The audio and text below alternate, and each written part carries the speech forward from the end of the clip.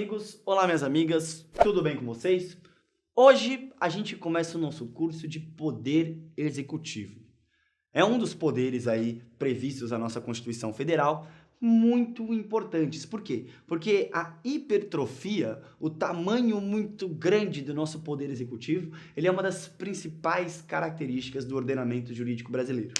O nosso presidente da República, ele tem muito poder para fazer as coisas. E é justamente por isso que esse é um tema que costuma estar muito presente nas mais diferentes provas, concursos públicos, no exame da OAB. Então, presta muita atenção nessa aula inicial, que a gente vai falar da estrutura do Poder Executivo como um todo. Certo? Vem comigo. Primeira coisa, gente. Quem é o chefe do Poder Executivo?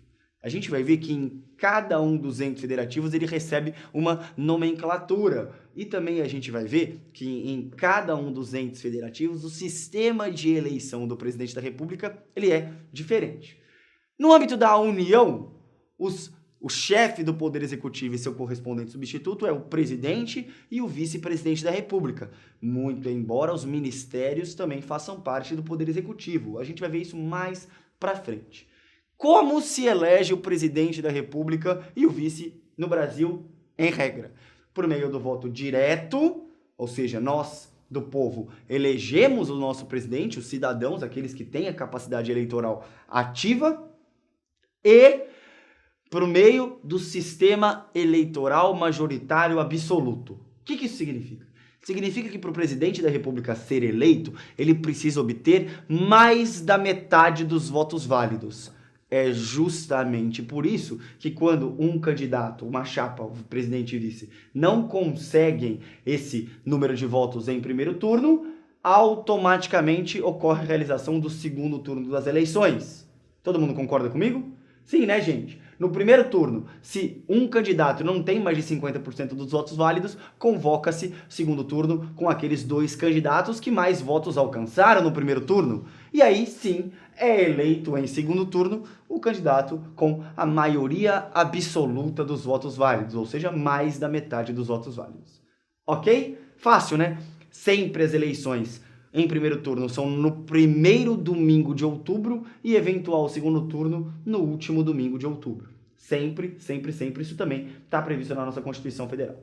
A idade mínima para alguém se tornar presidente da República é de 35 anos. Beleza? E o mandato, como vocês sabem, ele é de 4 anos no Brasil, sendo admitida uma reeleição para o período imediatamente subsequente. Ok? Nos estados e no Distrito Federal, o chefe do executivo é uma outra pessoa. É o governador que pode ser sucedido pelo vice-governador. Então, governador e vice representam aí a cúpula do poder executivo, tanto dos estados quanto do Distrito Federal. Galera, o sistema de eleição do governador é idêntico ao sistema de eleição do presidente da República. Ou seja, eu preciso obter a maioria absoluta dos votos válidos para que o candidato seja eleito. Se essa maioria não for obtida em primeiro turno, convoca-se o segundo turno com os dois candidatos mais votados para que, enfim, um dos candidatos obtenha mais de 50% dos votos válidos, ok? Cuidado! Para que alguém se torne governador ou vice-governador, é necessário que tenha 30 anos de idade, no mínimo. Enfim, a eleição dos chefes do executivo municipal é a do prefeito e vice-prefeito correspondentemente. O sistema de eleição aqui, ele merece uma atenção importante. Galera, o sistema, ele depende do município.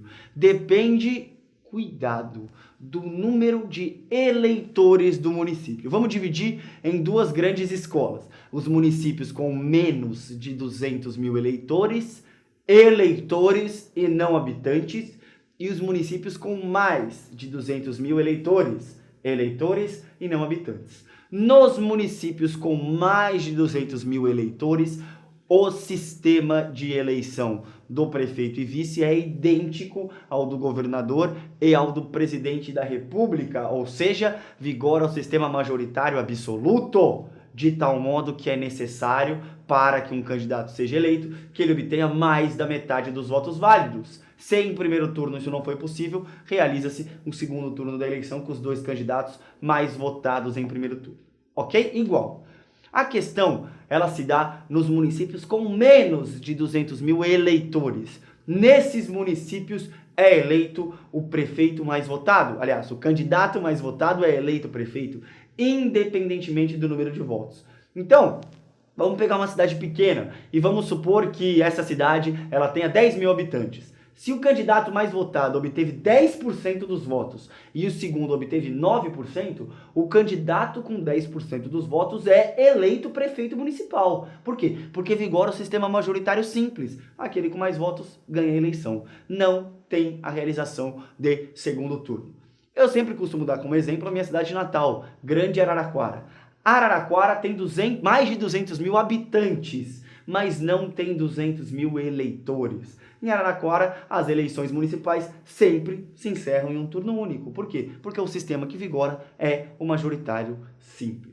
Ok, galerinha? E a idade mínima para uma pessoa ser prefeita municipal é de 21 anos, muito menos aí do que presidente e governador. Em todos esses cargos, presidente, governador e prefeito, como eu disse para vocês, o mandato ele é de 4 anos, sendo admitida a reeleição para o período imediatamente subsequente.